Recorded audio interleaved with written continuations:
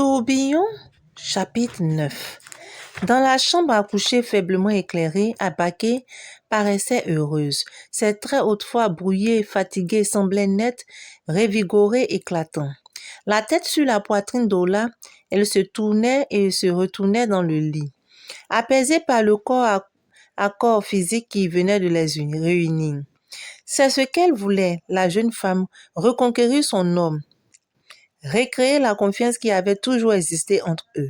Mais il fallait pour cela qu'il soit au parfum de tout dans la famille, qu'il sache à quoi s'attendre lorsqu'il s'agit de sa sœur Abby. Beaucoup de gens ne savent pas que nous ne sommes pas de la même mère, se mit-elle à raconter. Nous faisons tout ensemble et, en tant qu'aînée, je lui donnais tout ce dont elle avait besoin. Mais un jour, j'ai acheté un vêtement neuf pour une réception à laquelle on était invité. C'était l'anniversaire d'une amie. Le jour de la réception, Abbé avait quitté très tôt la maison, me promettant de me rejoindre chez l'amie en question. Le soir, quand il s'était agi de m'habiller pour me rendre à la soirée, je n'avais plus retrouvé ma robe et c'est ta sœur qui l'avait prise, la dévança brutalement Ola, qui lui caressait les cheveux. Non, elle me l'avait tout simplement dérobée et l'avait portée à la soirée. Il fallait la voir ce jour-là. Elle était si belle dans cette robe que tous les regards convergeaient vers elle. C'était malhonnête de sa part. Ce n'était pas son interprétation. Elle avait pris ça comme un de ces tours qu'elle avait l'habitude de me jouer. Mais moi, j'avais refusé de le prendre comme tel. Une dispute avait alors éclaté. Je pense que c'était la seule fois où on avait eu une querelle sérieuse. En tant que grande sœur, je lui avais toujours tout donné et tout pardonné. Un ange passa. Les deux restèrent collés l'un à l'autre. Et cette proximité faisait minauder de plaisir la jeune femme qui jouait avec les pectoraux d'Ola. Celui-ci l'enlaça par la taille et la pressa contre sa poitrine. Nous devons continuer la préparation de notre mariage. Nous ne permettrons plus à Abbé ni à personne de nous prendre ce qui nous appartient. D'accord avec toi, mon chéri, mais je souhaiterais qu'on fasse d'abord un mariage traditionnel. Après, on pourrait envisager le civil à la mairie. Ola fronça les sourcils étonné par cette proposition et se pencha sur elle. Pourquoi? As-tu peur que quelque chose nous arrive? Non, mais nous devons tenir compte des autres. Je ne voudrais surtout pas blesser ma sœur. Les mains d'Ola s'ouvrirent lentement et glissèrent de dessous sa fiancée. Lui-même resta silencieux, les yeux fixés au plafond, réfléchissant à la proposition qui venait de lui être faite. Tu as peut-être raison, chérie. Va alors pour ton plan, le mariage traditionnel, puis après le mariage civil. Abaké sourit et la tira de ses bras fins contre elle. Je t'aime, tu sais. Le lendemain, ce fut au tour de la maison familiale d'être gagnée par la gaieté qui avait régné la veille chez Ola. Abaké très tôt était venu confier son bonheur à sa mère. Bien vite, celle-ci avait ressorti les papiers sur lesquels les calculs avaient été faits pour les préparatifs du mariage. Mais il fallait revoir les chiffres, revoir les dépenses. Certes, il s'agissait surtout toujours de la même manifestation, mais la nature du mariage avait changé. Abaké et grand-maman n'avaient pas cru utile de s'enfermer quelque part pour en discuter. Elles s'étaient installées au salon avec les papiers où étaient mentionnés des chiffres avec des colonnes et des résultats. À côté, une calculatrice que chacune d'elles sollicitait régulièrement pour conclure, vérifier des résultats de leurs différentes estimations. Et ça discutait sans relâche. Soudain, la porte du salon s'ouvrit. Abbé et son fils habillés et décontractés venaient d'entrer dans la pièce. Abaké et sa mère, surprises par l'apparition de la jeune femme, interrompirent aussitôt leur discussion. Abaké, s'écria Abbé, qu'est-ce qui t'est arrivé? Où étais-tu depuis? Abaké eut un petit sourire, leva grand les yeux vers sa demi-sœur et lui fit. Je suis allé mettre de l'ordre dans mes idées. Dieu merci que tu nous sois revenu. Nous étions très inquiètes. Tu viens à propos, risqua l'autre comme si de rien n'était. Nous sommes en train d'accélérer les préparatifs pour que le mariage traditionnel ait lieu. Les yeux d'Abbé clignaient d'un coup comme irradiés d'une lumière aveuglante. Quel mariage traditionnel? Demanda-t-elle. Celui qui était prévu, répondit grand-maman, celui de ta sœur.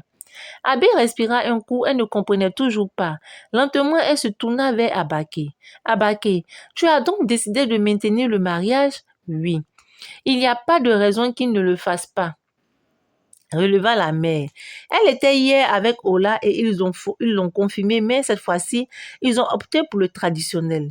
Abbé était comme tétanisé. Délé qui était à ses côtés se colla davantage à elle, la tirant par la main.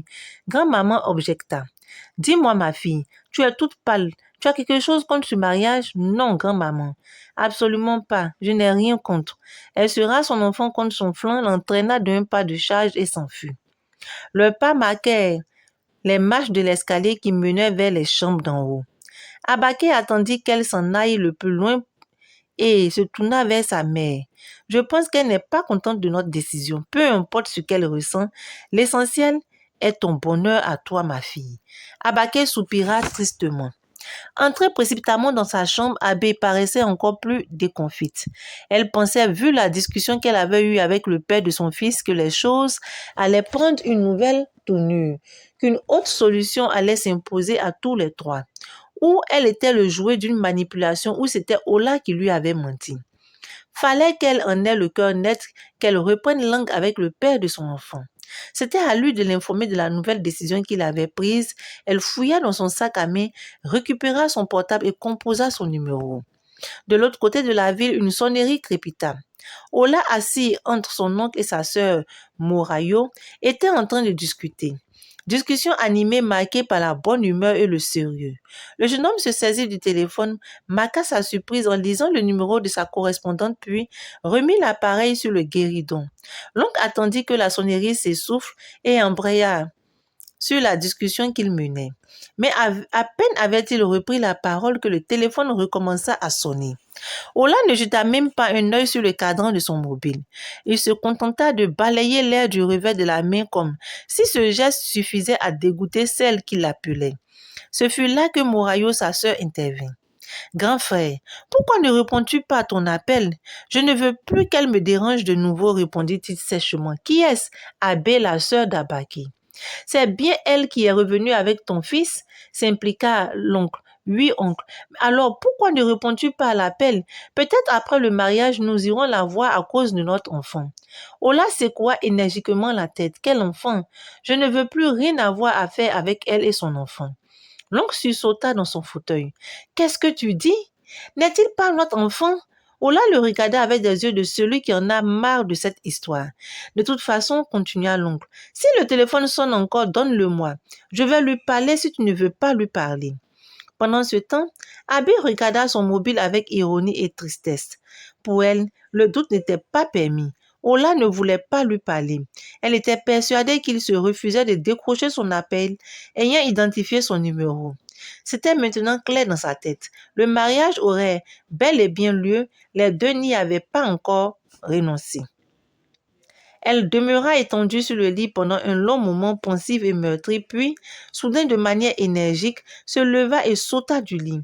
Délé qui était assis à même le carreau, le dos contre le lit, et qui s'amusait avec deux voitures en miniature, regarda sa maman étrangement. « Qu'est-ce qui se passe, maman ?» demanda-t-il. « Tu sors encore ?» Oui, jeune homme. Nous allons sortir, mais nous venons d'arriver. Je sais, mais nous devons sortir encore. Où est-ce que nous allons cette fois-ci? Tais-toi et porte tes chaussures. Ainsi s'achève notre chapitre 9. Waouh, le comportement d'Ola. Je trouve quand même son comportement lâche.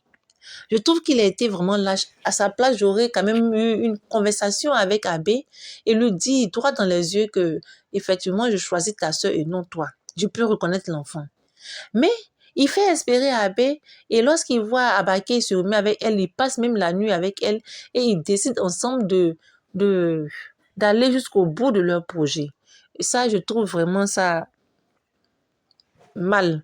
Parce que je trouve que les trois auraient dû discuter et ils auraient dû s'entendre sur le pourquoi et le comment l'histoire devait se terminer.